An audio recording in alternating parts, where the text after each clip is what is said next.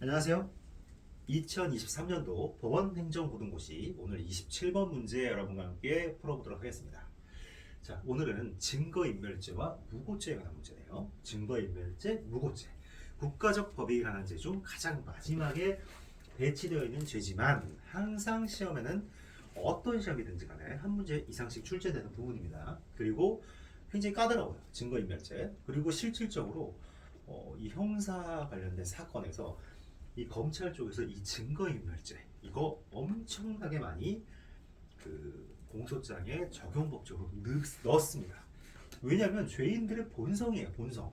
증거를 인멸하려고 하는 것은 죄를 진 사람의 본성이기 때문에 뭐 살인죄를 저질렀던 절도죄를 저질렀던 이 증거인멸 행위를 반드시 하게 돼 있습니다. 특히 다수 당사자가 범죄에 참가한 형태의 경우, 그렇죠? 혼자인 경우에는 다른 사람한테 시키는 게 맞겠죠. 내가 증거인멸해도 구속요건의 달성이 없기 때문에. 다만 다른 사람한테 내가 시켜 교사를 했어. 그럼 그런 경우도 증거인멸 교사죄로 입건할 수 있겠죠. 법원에서, 아니 검찰에서. 그래서 여러분들 이 증거인멸죄 아주 중요하고 많이 나오고 실무에서 많이 사용되기 때문에 실제 교과서 내 판례도 굉장히 많습니다, 여러분들. 어려운 판례들도 많이 나오고 있고. 그다음 무고죄. 무고죄 굉장히 많이 나오죠. 요즘 명예훼손죄가 유튜버들 때문에 어마어마하게 많이 이 명예훼손죄로 고소하는 경우가 많은데 그런 경우에 잘못 고소했다가 무고죄로 역관광을 당하게 됩니다, 여러분들. 무고죄 굉장히 중요한 죄예요. 그래서 증거인멸죄 무고죄는 앞으로도 시험에 많이 출제될 수밖에 없는 죄다. 이렇게 여러분들이 이해하시면 될 것 같아요. 이 매해 죄의 성격들이 바뀌어요. 많아지는 죄들이. 2000년대 초반, 2010년대, 2020년대 자꾸 바뀌어요. 어떤 죄가 더 각광받는다고 해야 되나요? 죄를? 어떤 죄가 더 각광받고 있는지는 그 시대의 흐름에 따라서 달라지게 되는데 요즘 이 증거인멸죄 무고죄 엄청나게 많이 다뤄지고 있습니다. 실무적으로. 네, 그래서 여러분들 정확하게 판례 잘 암기해 두시고 또 그렇게 판례를 암기해 두신다면 의외로 또 쉽게 풀 수 있습니다. 여러분들. 아시겠죠? 사회에서 많이 출연되는 법일수록 출제도 많이 되겠죠? 당연한 거잖아요, 여러분들. 그죠? 자, 그래서 오늘 문제 한번 보도록 하겠습니다. 자, 증거인멸죄 및 무고죄에 관한 다음 설명 중 가장 옳은 것이네요. 옳지 않은 게 아니라 옳은 것. 그럼 틀린 게 되게 많다는 얘기예요, 이 질문 중에. 자, 1번. 증거인멸죄는 피고인 자신이 직접 형사처분이나 징계처분을 받게 될 것을 두려워한 나머지 자기의 이익을 위해 그 증거가 될 자료를 인멸한 경우에는 성립하지 않지만 아까 제가 얘기 드렸죠. 말씀드렸죠. 내가 내 증거 인멸하는 거 이거 인간 본성이라는 거야. 이거는 처벌할 수 없어요. 내가 죄 짓고 나서 내 증거 인멸하는 거 이건 증거 인멸죄로 처단할 수 없어. 근데 그 행위가 동시에 다른 공범자의 형사사건이나 징계사건에 관한 증거를 인멸하게 된 경우에도 성립하지 않아요. 경우에도 성립하지 않아요. 경우에도 성립하지 않아. 왜? 내 거를 인멸하는 행위가 있기 때문이에요. 내 거를 인멸하는 행위가 있는 이상 내 거를 인멸하는 게 다른 공범자의 증거를 인멸하는 결과가 되더라도 증거 인멸죄는 성립하지 않는다는 거예요. 아시겠죠? 네, 그래서 요거 틀렸습니다. 네, 2번 판례 굉장히 중요한 최신 판례예요. 증거인멸죄에서 증거라 함은 타인의 형사사건 또는 징계사건에 관하여 수사기관이나 법원 또는 징계기관이 국가의 형벌권 또는 징계권을 유무를 확인하는데 관계에 있다고 인정되는 일체의 자료, 즉 뭐다? 징계권, 형벌권, 징계권의 유무를 확인하는데 이 관계가 있다. 여기에 대한 일체의 자료, 일체 이거 맞습니다. 또 그것이 유리한 것, 다른 사람에게 유리한 것, 불리한 건 가리지 않고 증거 가치의 유무 정도도 불문한다. 맞습니다. 이거 아시겠죠? 판례지만 사실 거의 교과서 기본서에 나오는 이론 지문이랑 똑같아요. 이것도 맞는 얘기다.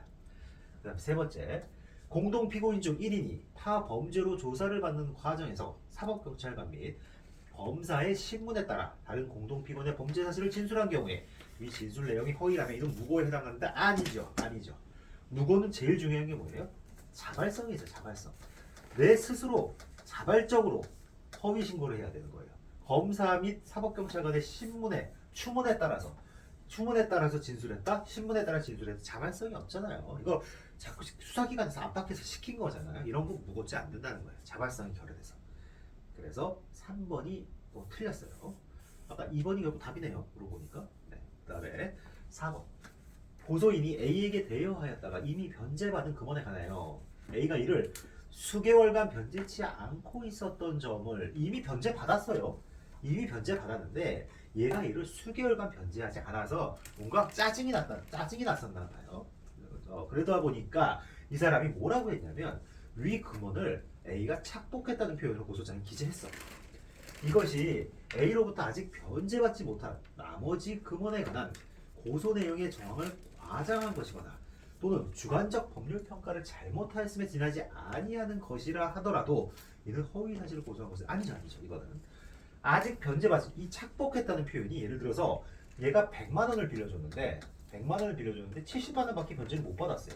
남은 30만 원이 있어. 이 남은 30만 원을 이 못 받은 거 이거를 과장해서 얘가 마치 전체를 착복한 것처럼 나머지 그 전체를 착복한 것처럼 과장해가지고 이렇게 주장을 한 것이라면 이걸 가지고 해서 허위 사실을 신고해서 고소했다 이렇게 할 수 없다는 얘기예요.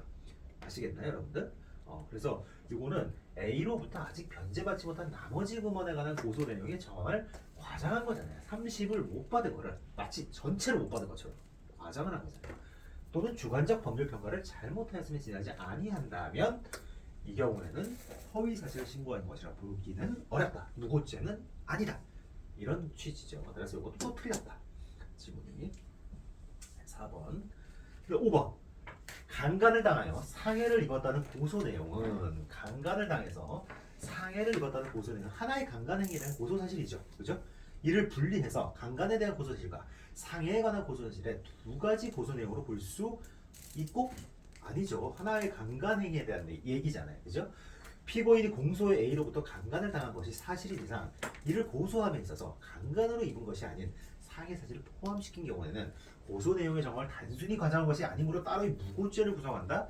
아닙니다. 하나의 강간 행위에 대한 고소 사실이에요. 강간에 대해서 상해를 입었다는 거는. 근데 이걸 딱 분리해가지고 강간 고소 사실, 상해 고소 사실 두 가지로 나눠가지고 딱 본 다음에 너는 상해에 대해서는 사실은 이거는 강간으로 인한 것이 아니라 다른 걸로 인해서 발생한 것인데 네가 강간으로 인해서 발생한 것이라고 주장을 했기 때문에 넌 무고죄다 이렇게 얘기할 수 없다는 거예요. 아시겠죠, 여러분들? 강간상해라고 하는 과정에서 얘가 강간에 대한 어떤 고소를 하는 과정에서 좀 정황을 과장한 거죠. 사실 상해라고 하는 것은 강간이 아닌데 강간으로 발생한 것이 아닌데 그걸 좀 과장했단 말이에요. 근데 그런 걸 가지고 무고죄다 이렇게 주장할 수는 없다는 거예요. 그래서 또 틀렸다 이렇게 보시면 되겠습니다. 그래서 한번 쭉 보시면 1번, 2번, 3번은 쭉 여러분도 쉽게 볼 수 있을 것 같고 아까 요 3번 관련해서 요 조사를 받는 과정에서 진술했다 이런 것들은 자발성이 결여된 거죠. 그 다음에 여기 갑으로부터 아직 변제받지 못한 나머지 금원에 관한 고소 내용의 정황을 과장한 것이거나 또는 주관적 법률 평가를 잘못하였음에 지나지 않은 것 이거는 무고죄로 볼 수 없고 또 강간을 당해 상해를 입었다는 고소 내용은 하나의 강간 행위에 대한 거지 이거를 분리해서 강간 따로 상해 따로 이렇게 볼 수 없는 거예요. 실제로 그리고 강간을 당한 것이 사실인 이상 이 상해가 강간으로 입은 것이 아니라 하더라도 그건 하나로 봐야 되기 때문에 이것만 가지고서 단순히 정황을 과장한 것 가지고서 무고죄를 구성한다 이렇게 볼 수는 없다는 거죠. 아시겠죠? 5번. 그래서 답은 몇 번이다? 2번. 아시겠죠? 답은 2번입니다. 그래서 이렇게 여러분들 무고와 증거인멸죄 문제 한번 풀어봤습니다. 네. 어렵죠? 나름 조금 4, 5번이 좀 까다로웠습니다. 여러분들 무고죄 관련된 부분들 무고죄 판례 중에 좀 제일 어려운 부분이에요. 두 가지 판례 잘 기억해 두시기 바랍니다. 네, 오늘 여기까지 하겠습니다. 감사합니다.